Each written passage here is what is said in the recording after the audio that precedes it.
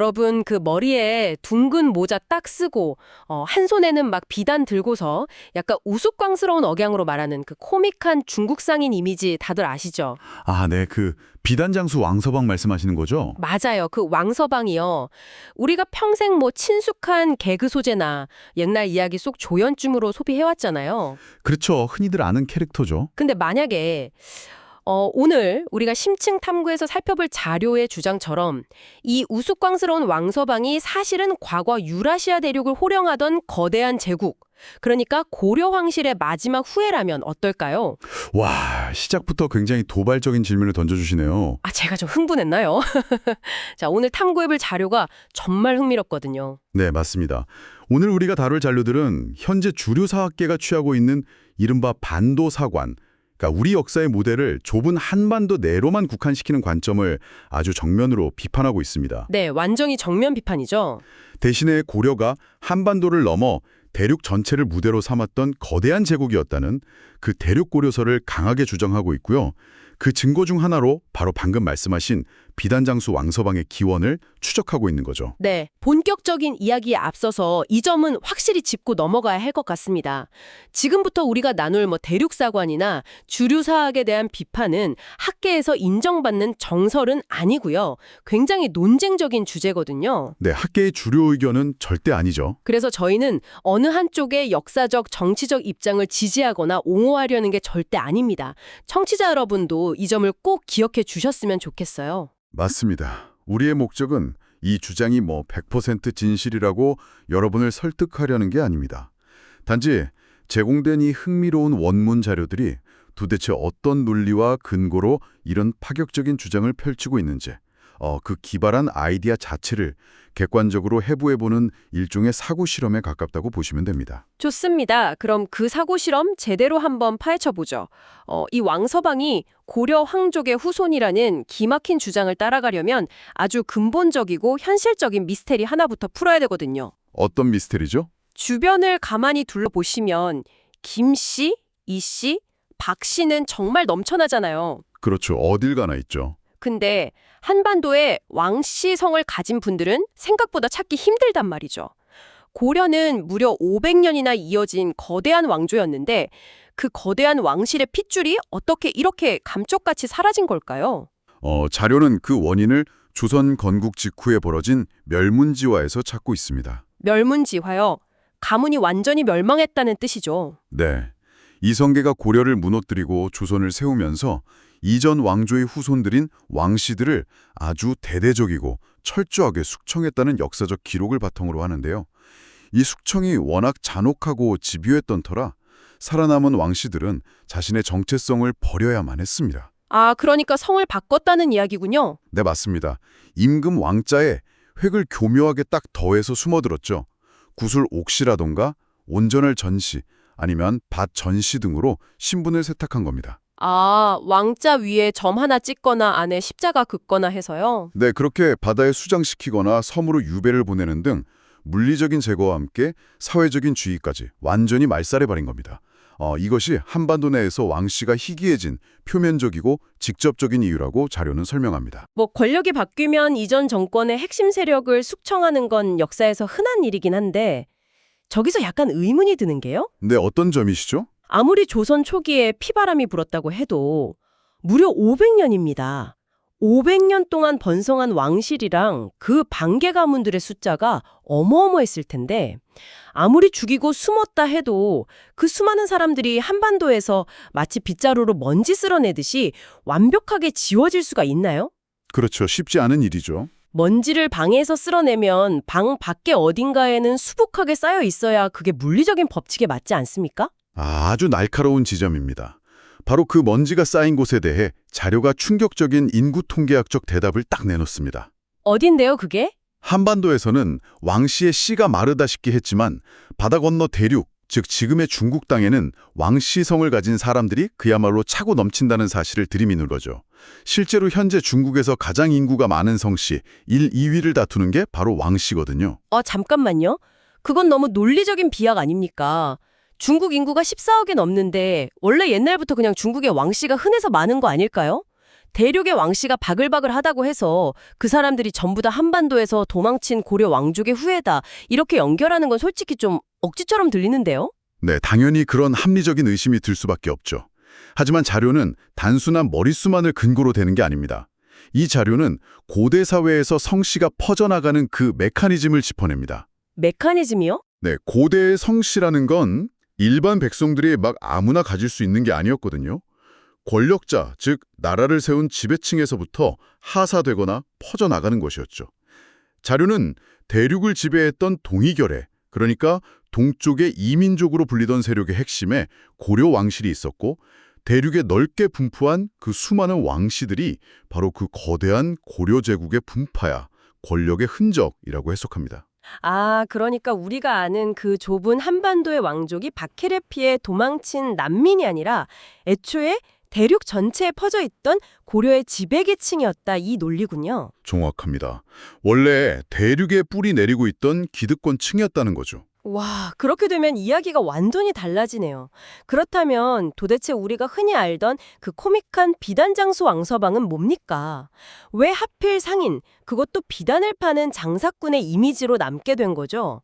아니, 명색이 황족이라면 좀 더 폼나는 이미지여야 하는 거 아닙니까? 그게 바로 이 자료가 보여주는 가장 흥미로운 지점입니다. 왜 황족이 상인이 되었는가?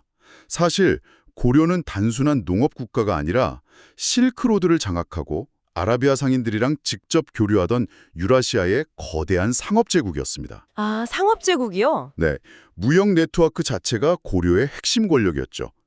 자료에 등장하는 아주 중요한 디테일이 하나 있는데 혹시 잠견지라는 종이 들어보셨나요? 잠견지요? 처음 들어보는데요? 종이 이름인가요? 네, 뽕나무와 누에꽃이, 즉 비단을 만드는 실을 섞어서 만든 최고급 종입니다. 비단실로 종이를 만들어요? 네, 당시 아랍 상인들은 장부를 기록할 때 질기고 보존성이 아주 뛰어난 종이가 필수였는데 고려의 이 잠견지는 유럽의 양피지나 일반 한지보다 훨씬 질기고 잉크가 절대 번지지 않아서 비단보다 더 비싼 값에 팔렸다고 합니다. 그러니까 비단으로 종이를 만들어서 비단보다 더 비싸게 팔았다. 이거 완전 엄청난 고부가 가치 산업이네요. 맞습니다. 그래서 고려 왕실, 그러니까 대륙의 왕씨들은 단순히 세금만 거두는 가만히 있는 왕족이 아니라 이 잠견지를 비롯한 첨단 제품을 직접 생산하고 실크로드를 통해 수출하는 거대한 글로벌 상단의 최고 경영자들이었던 셈입니다. 아, 글로벌 CEO들이었군요. 네, 그런데 조선이 건국되면서 대륙의 지배권, 즉 정치적 권력은 잃었잖아요. 하지만 이들이 수백 년간 쥐고 있던 그 방대한 무역 네트워크와 경제적 자본까지 하루아침에 증발할 수는 없었죠. 그렇죠. 돈줄은 그대로 들고 있었겠네요. 바로 그겁니다. 그래서 대륙에 남은 왕씨들은 살아남기 위해 자신들의 특기였던 실크로드 교역과 해상 무역에 더욱 집중하게 된 겁니다. 아, 이제 퍼즐이 확 맞춰지네요. 조선의 정치적 영향력이 닿지 않는 대륙에서 자신들의 경제력, 즉 무역 네트워크를 가동해서 막강한 상업 세력으로 살아남은 거군요. 네, 맞습니다. 그렇다면 우리가 우습게 보던 비단장수 왕서방은 뭐 동네 촌극의 주인공이 아니라 정치적 권력은 잃었지만 끝까지 대륙의 경제를 쥐고 흔들던 고려 황족의 그 거대한 상업 카르텔을 상징하는 거였네요. 네, 자료의 표현을 빌리자면 권력의 중심에서 밀려난 후 경제 무대에서 살아남은 대륙 동이결의 치열한 생존기가 바로 왕서방이라는 언어적 화석으로 굳어졌다는 겁니다. 와, 이거 정말 신선한 충격인데요.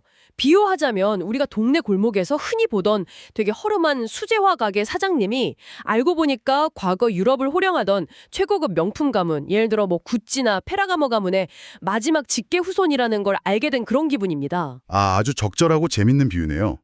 그런데 이 시나리오가 성립하려면 아주 필수 불가결한 전제 조건이 하나 붙습니다. 전제 조건이요. 네, 고려 왕씨들이 대륙 전역에서 실크로드 교역을 주도할 정도였다면 고려의 실제 영토는 지금 우리가 교과서에서 배우는 이 좁은 한반도여서는 절대 안 된다는 겁니다.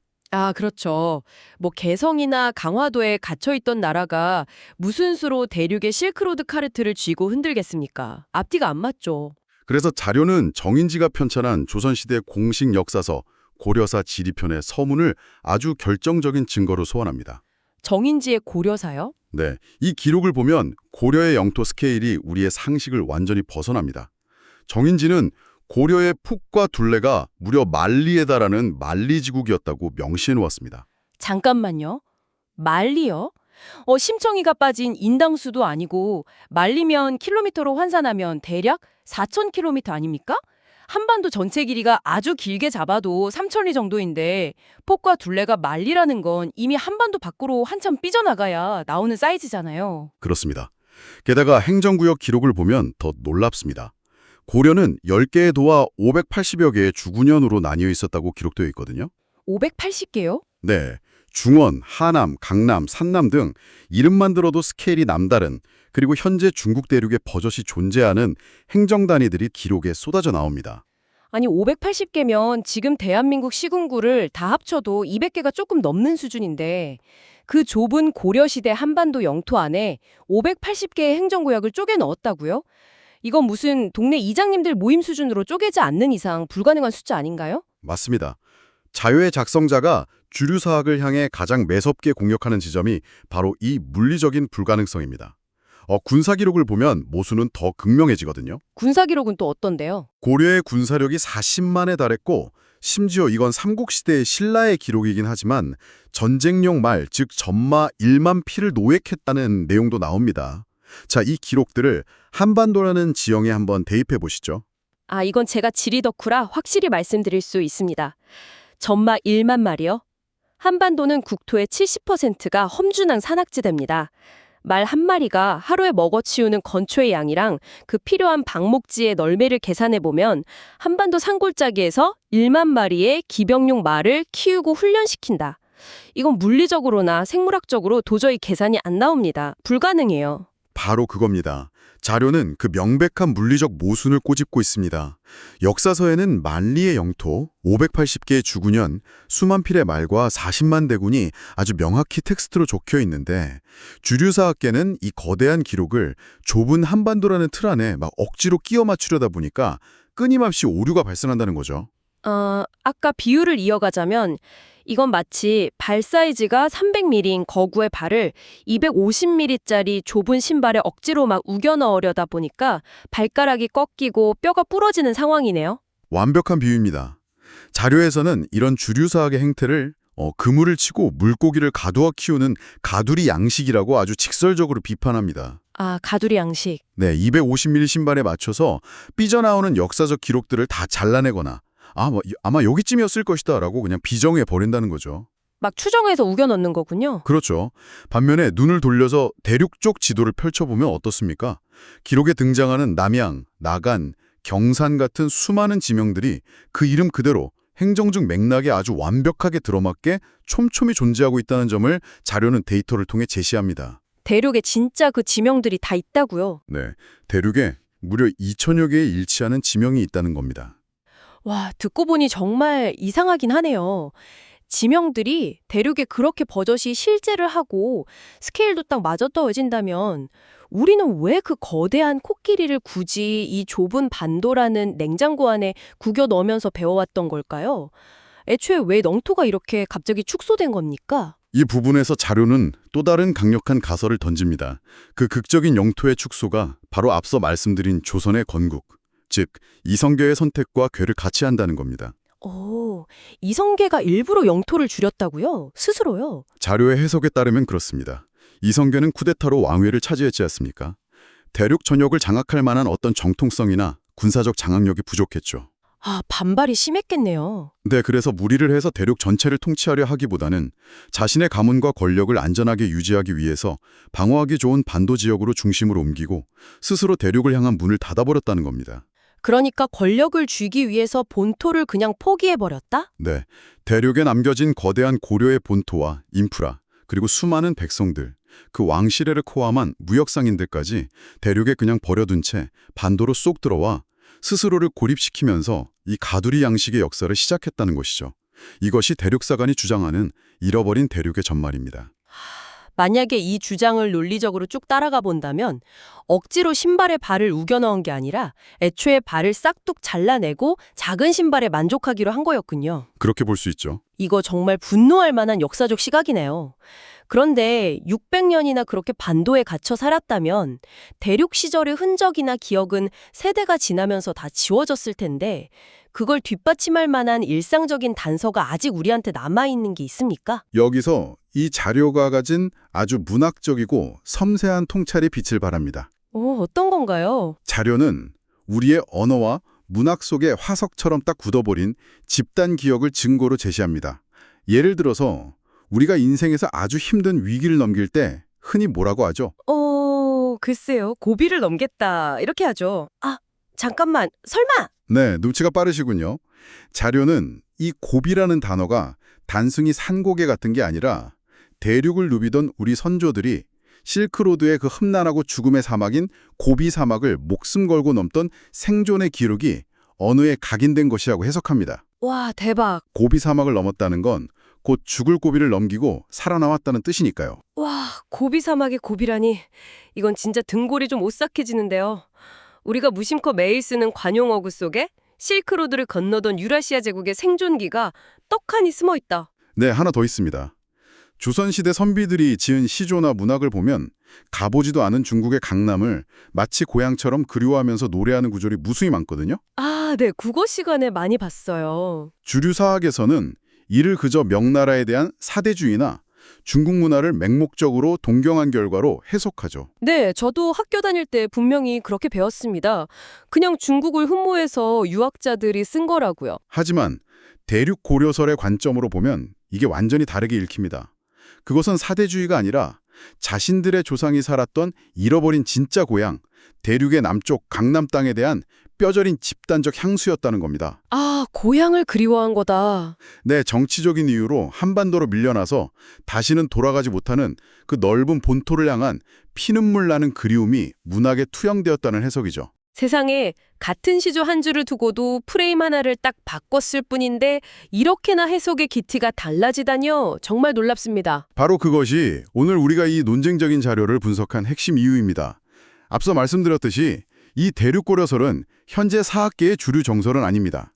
기록을 해석하는 방식이나 지명을 비정하는 방식에 대해 학계의 비판도 굉장히 많죠. 네, 확실히 논란의 여지는 많아 보입니다. 하지만 이 자료들이 들이미는 물리적 데이터들, 그러니까 대륙에 실지 않은 지명들, 한반도 지형과 충돌하는 방대한 병력과 전마의 숫자, 그리고 언어에 남은 기억들은 적어도 우리가 당연하게 여겨왔던 그 상식에 아주 묵직한 돌을 던집니다. 맞습니다. 오늘 탐구는 단순히 지식의 양을 늘리는 게 아니라 세상을 보는 프레임 자체로 흔들어버리는 시간이었네요. 그냥 코미디 프로그램에나 나오던 비단장수 왕서방이라는 가벼운 단어 하나에서 출발했는데 그 이면을 파고드니까 권력의 피바람을 피해 대륙의 무역 카르텔로 살아남은 왕씨들의 생존기가 있었고요. 네, 거대한 이야기죠. 더 나아가서 코끼리를 냉장고에 우겨 넣었듯이 만리 대륙의 역사를 좁은 한반도에 가두어 버렸다는 날카로운 비판까지 진짜 롤러코스터 같은 여정이었습니다. 오늘 우리가 나눈 이 대화의 가치는 어느 역사관이 진짜 정답인지 판가름하는 데 있지 않습니다. 오히려 우리가 태어날 때부터 너무나 당연하게 아무런 의심 없이 받아들였던 교과서 속의 지도, 한치의 의심도 없었던 상식들이 과연 완결된 진리인가를 묻는 데 있습니다. 그렇죠. 의심해 봐야죠. 지식은 누군가 정해준 것을 수동적으로 외울 때가 아니라 300mm 발과 250mm 신발의 그 모순을 발견하고 끊임없이 질문을 던질 때 비로소 살아 숨쉬게 됩니다. 아, 완벽한 마무리네요. 익숙한 것을 낯설게 보는 시선, 그것이 바로 이 심층 탐구의 진짜 목적 아니겠습니까? 자, 이제 오늘 탐구를 마치면서 지금 이 방송을 듣고 계신 여러분께 오늘 밤 혼자 조용히 곱씹어 볼 만한 여운을 하나 남겨드리고 싶습니다. 네, 어떤 여운일까요? 정말 만약에 말입니다. 역사가 오직 승자의 기록이고 우리가 매일 보는 지도가 살아남은 자들의 정치적 편의에 의해 작게 축소되어 그려진 것이라면 어떨까요? 오늘 퇴근길에 무심코 지나친 동네의 오래된 지명이나 매일 만나는 직장 동료의 아주 흔한 성씨 혹은 나도 모르게 내뱉은 관용구 하나 속에 우리가 미처 몰랐던 거대한 제국의 잃어버린 비밀이 아직도 맥박치고 있을지 모릅니다. 생각만 해도 짜릿하네요. 오늘 밤엔 스마트폰 지도 앱을 한번 딱 켜보십시오. 그리고 평소처럼 내가 서 있는 좁은 동네만 확대해서 보지 마시고 화면을 두 손가락으로 아주 과감하게 줌 아웃해 보시길 바랍니다. 좁은 바다를 넘어 유라시아 대륙 전체가 한눈에 확 들어올 때까지요. 어쩌면 그 거대한 대륙의 윤곽 속에서 만리를 내달리던 잊혀진 기병들의 말발굽 소리와 실크로드를 호령하던 왕서방들의 치열한 세배 그림자가 아주 살짝 여러분의 눈길을 스쳐 지나갈지도 모릅니다. 판단은 언제나 여러분의 몫입니다. 오늘 심층탐구는 여기까지입니다. 여러분 다음 시간에 뵐게요.